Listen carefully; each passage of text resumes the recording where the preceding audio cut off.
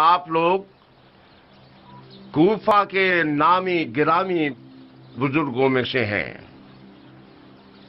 یہ جان لیجئے کہ حسین ابن علی نے یزید سے بیعت کا انکار کر دیا ہے اور راتوں رات مدینے سے نکل کر مکہ چلے گئے ہیں اور خانہ کعبہ میں اعتکاف میں ہیں۔ میں یہ نہیں چاہتا کہ داغ کو تازہ کر دوں اور زخم پر نمک چھڑکوں، مگر کیا کروں کہ ہماری علی اور اولاد علی کے ساتھ بے وفائی کو چھپایا نہیں جا سکتا۔ علی کا زخمی سر اور حسن کا ٹکڑوں میں بٹا ہوا جگر ہمارے قصور کا گواہ ہے۔ میں اب چاہتا ہوں کہ گزشتہ غلطیوں کا ازالہ کروں۔ میں سلیمان ابن سرد خزائی یہ چاہتا ہوں کہ حسین ابن علی کو خط لکھ کر کوفے کی طرف بلاؤں اور ان کی بیعت کروں۔ اگر آپ میری رائے سے متفق ہیں اور میرے ہم عقیدہ ہیں تو اس خط کے نیچے اپنی اپنی مہر لگا دیں۔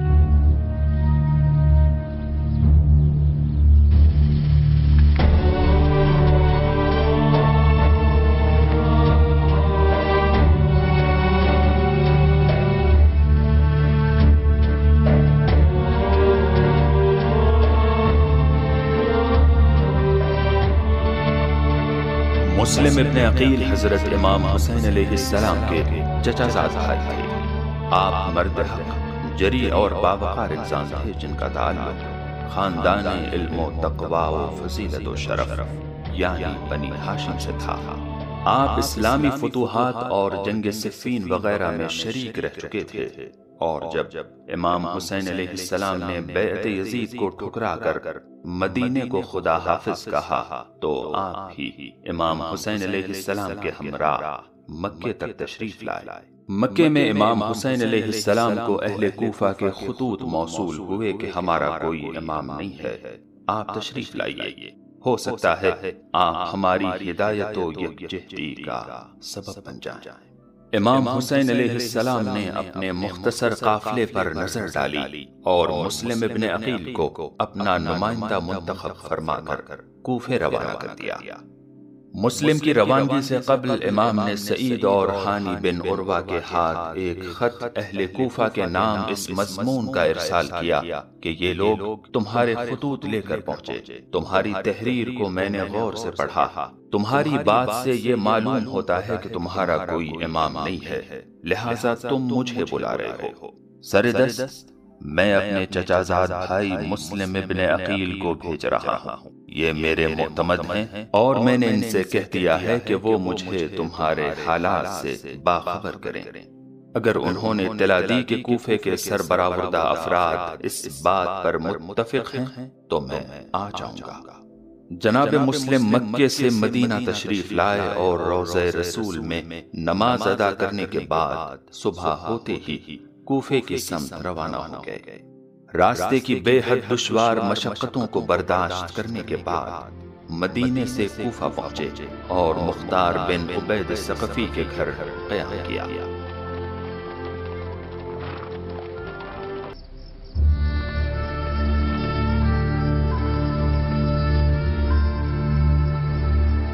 لبیک یا حسین، لبیک یا حسین، لبیک یا حسین۔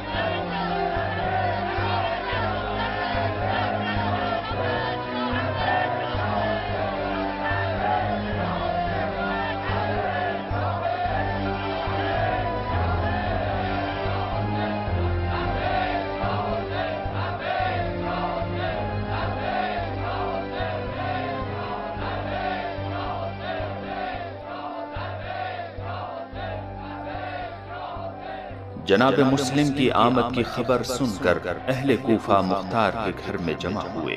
آپ نے امام حسین علیہ السلام کا خط پڑھ کر سنایا تو لوگ جوش محبت و عقیدت سے رونے لگے اور بعض با اثر عقیدت مندوں نے کھڑے ہو کر اپنے جذبات کا اظہار کیا اور اپنی نصرت کا یقین دلایا۔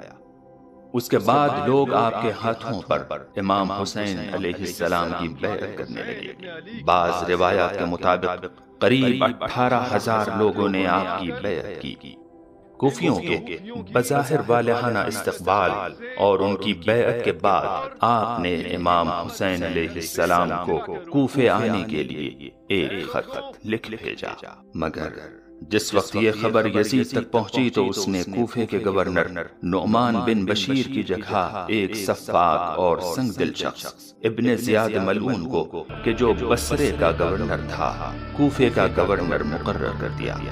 اس کے کوفہ پہنچتے ہی حالات میں رخ بدلا اور لوگوں نے ابن زیاد کے عتاب اور شامی فوج کے ڈر سے آہستہ آہستہ مسلم ابن عقیل کی حمایت سے ہاتھ کھینچنا شروع کر دیا، اور نوبت یہ آ گئی کہ سفیر حسین مسلم ابن عقیل یکا و تنہا رہ گئے۔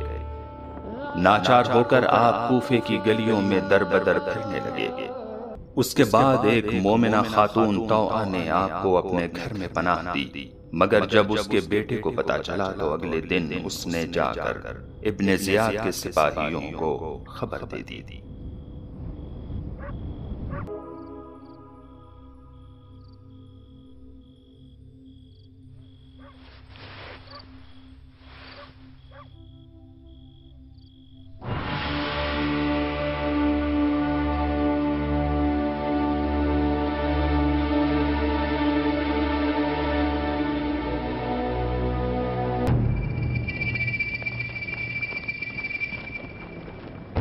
گھر کا محاصرہ کیا ہوا ہے ابن عقیل۔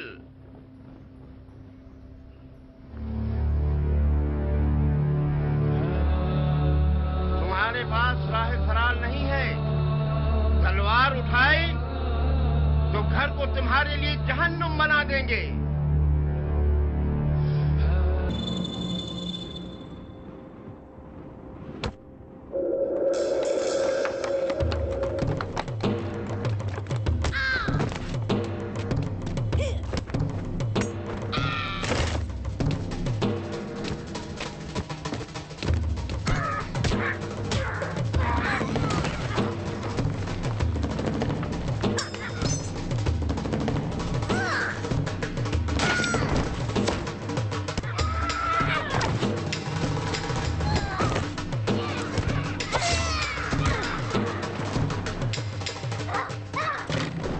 ابن زیاد کا لشکر آپ کو گرفتار کرنے کے لیے طوعہ کے گھر آن پہنچا، اور کافی دیر جنگ ہونے کے بعد آپ کو مکر و حیلے کے ذریعے گرفتار کر لیا گیا۔ تمہیں قتل کر دوں گا مسلم۔ میں جانتا ہوں کہ تم اتنے سخی نہیں ہو کہ اپنے دشمن کو بخش دو۔ میں اپنے کسی ایسے جاننے والے کو وصیت کرنا چاہتا ہوں جو اس وقت یہاں موجود ہو۔ بسم اللہ۔ اے ابن سعد،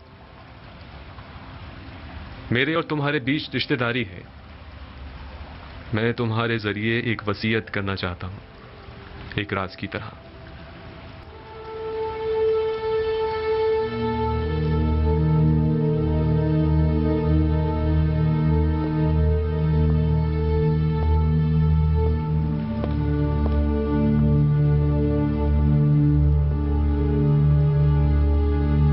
وصیت سناؤ مسلم۔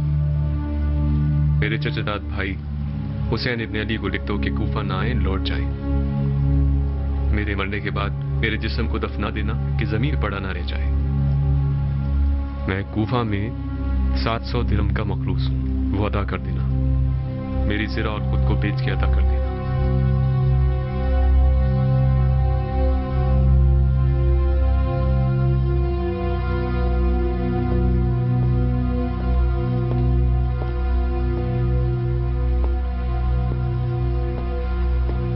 میں تمہیں خدا کی رضا کے لیے قتل کروں گا، نہ کہ غصے اور سوء ظن کی وجہ سے۔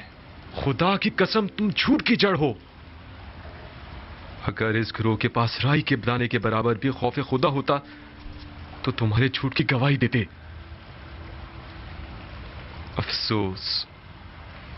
افسوس کہ دنیاوی تعلقات نے مسلمانوں کو اتنا گرا دیا ہے کہ ان میں انصاف، شجاعت اور ایمان بھی ختم ہو گیا ہے۔ ہم ایک غاصب خلیفہ کے خلاف احتجاج کر رہے ہیں۔ ہم نے قیصر و کسریٰ جیسے شخص کے خلاف تلوار اٹھائی ہے۔ ہم نے نفاق نہیں کیا، اتحاد کیا ہے۔ عراق کے لوگوں کے 12,000 خطوط ہمارے گواہ ہیں۔ خلافت امت کے نیک، صالح، مقرب اور مومن لوگوں کا حق ہے۔ خدا کی قسم، علی اور ان کی اولاد امت کے مقرب ترین اور باتقوی ترین لوگ ہیں۔ یہ میرے الفاظ نہیں ہیں، علی سے پہلے کے خلفاء نے بھی علی کی دیانت، تقوی اور علم کی گواہی دی ہے۔ خاموش جھوٹے! خدا کی قسم، تجھے ایسے ماروں گا کہ دین کے آغاز سے لے کر آج تک کسی کو بھی اس طرح نہیں مارا گیا ہوگا۔ بکیر، اسے محل کی سب سے بلند جگہ سے گرا دو اور اس کے بدن سے اس کے سر کو جدا کر دو۔ جی امیر۔ چلو۔